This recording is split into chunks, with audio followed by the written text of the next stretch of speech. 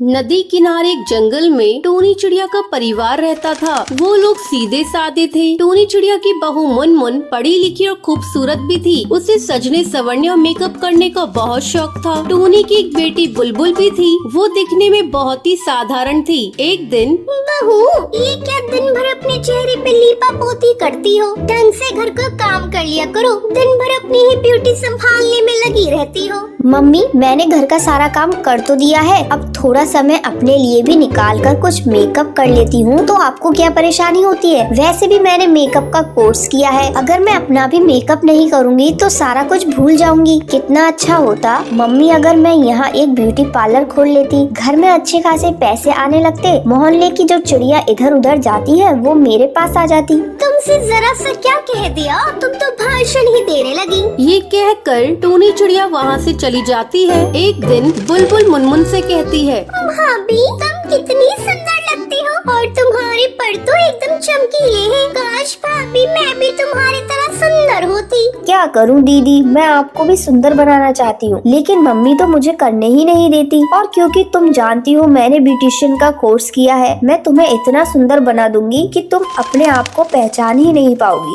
अरे बहू, मेरी बेटी को क्यों बहका रही हो? ज्यादा सजना संवरने में पैसे खर्च होते हैं। खबरदार बहू, तुमने जो मेरी बेटी के चेहरे पे लीपा पोती की तो मैंने आज तक अपनी बेटी के पंखों पर सरसों के तेल के अलावा कुछ नहीं लगाने दिया है। और ये जो तुम शैम्पू वैम्पू लगाती हो, इससे क्या होने वाला है? मेरा घड़ी डिटर्जेंट ही जिंदाबाद है। उससे मैं कपड़ों को भी धो लेती हूँ और बालों को भी धो लेती हूँ। खाना बनाने के लिए जो सरसों का तेल आता है उसे परों में भी लगा लेती हूँ। खाना भी बनता है और बाल में भी लग जाता है। अलग से कुछ खर्च नहीं करना पड़ता। लेकिन जब से तुम आई हो, कभी क्रीम चाहिए तो कभी पाउडर चाहिए, कभी शैम्पू खत्म हो गया। तुम ये सब अमीरों वाली आदत मेरी बेटी को मत लगा देना। पक्षी दिन भर मेहनत करता है तब 2 पैसे कमाता है और तुम इन पैसों को क्रीम पाउडर में खत्म कर देती हो। हाय राम, हमारे घर में ये कैसी बहू आ गई? मेरे तो कर्म ही फूट गए। मैंने कितनी बार हीरो बेटा से कहा तो गाँव की किसी लड़की से शादी कर ले,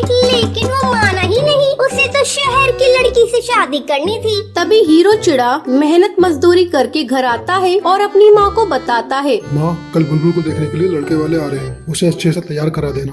बुलबुल बेटा, कल तो अपने बाल और परों में सरसों का तेल अच्छे से लगा लेना और तुझे मेकअप करने की कोई जरूरत नहीं है। अगर तू मेकअप कर लेगी लड़के वाले तुझे चुड़ैल समझेंगे। अगले दिन लड़के वाले बुलबुल चिड़िया को देखने के लिए आते हैं, लेकिन लड़का बुलबुल को रिजेक्ट कर देता है। लड़के वालों के चले जाने के बाद मुनमुन बहू टोनी से कहती है, मम्मी, अगर आप बुलबुल का मेकअप करने की इजाजत दे दे तो मेरा कमाल देखिएगा। ठीक है बहू, जब तुम इतना कह रही हो ये भी करके देख लेती हूँ। टोनी को आखिरकार मुनमुन के आगे झुकना ही पड़ता है। अगली बार जब लड़के वाले बुलबुल को देखने के लिए आते हैं तो बुलबुल चाय लेकर आती है। ये लीजिए, हमारी नंद साहिबा आ गई। देखिए मेरी नंद कितनी खूबसूरत है और मेरी नंद सर्वगुण संपन्न भी है। आप लोग पूरी तरह से तसल्ली कर लीजिए। मोंटू कबूतर की माँ बोलती है, बेटा तू भी अपनी तसल्ली कर ले, फिर बाद में मत कहना मैंने तेरी शादी जबरदस्ती कर दी। मोंटू कबूतर के ऊपर बुलबुल चिड़िया की खूबसूरती का जादू चल चुका था। मम्मी, मुझे लड़की पसंद है,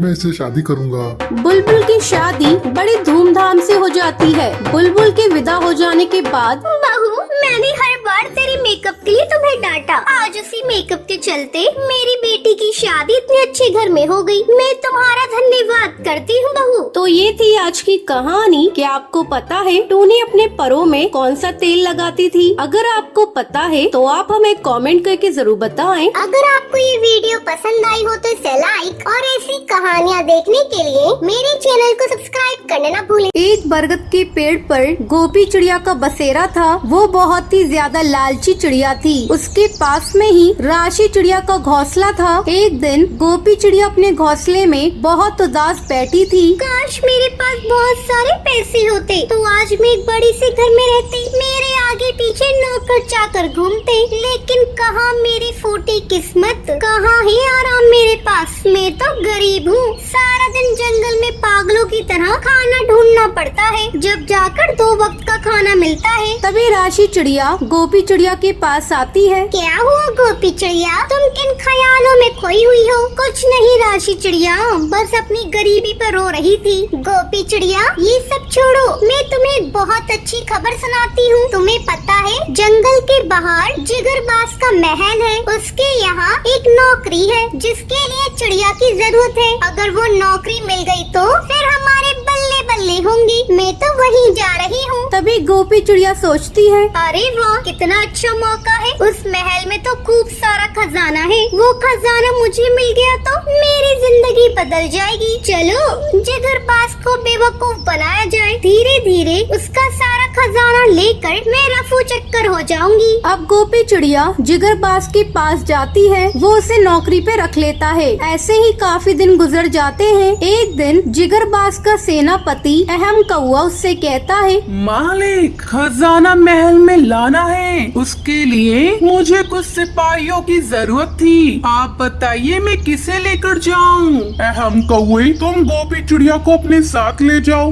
मालिक वो अभी अभी नई आई है, उस पर भरोसा करना ठीक नहीं होगा। नहीं अहम कौए, मुझे इस पर पूरा विश्वास है, तुम उसे अपने साथ ले जाओ। अहम कौआ अपने साथ गोपी चिड़िया को खजाना लेने के लिए ले जाता है। बहुत सारा खजाना देखकर गोपी चिड़िया की आंखें फटी की फटी रह जाती हैं। अहम कौए, कितना सारा खजाना है, ये तो मजा ही आ गया। गोपी चिड़िया इसे हिफाजत से जिगरबाज तक पहुंचाना है, वरना वो हमें छोड़ेगा नहीं। अब गोपी चिड़िया और अहम कौआ खजाना लेकर महल जा रहे होते हैं।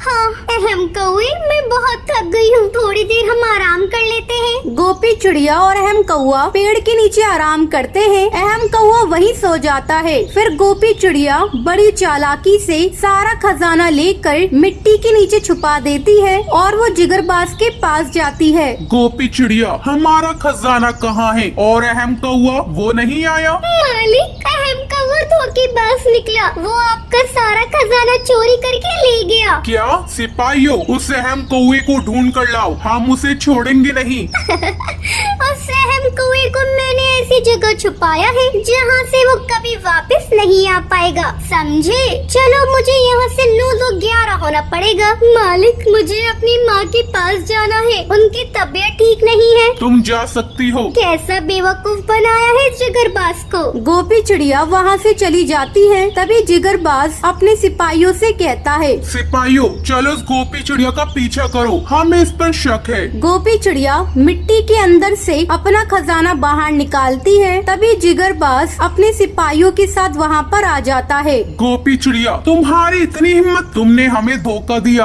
हम तुम्हें छोड़ेंगे नहीं, तुम्हें फांसी की सजा देंगे।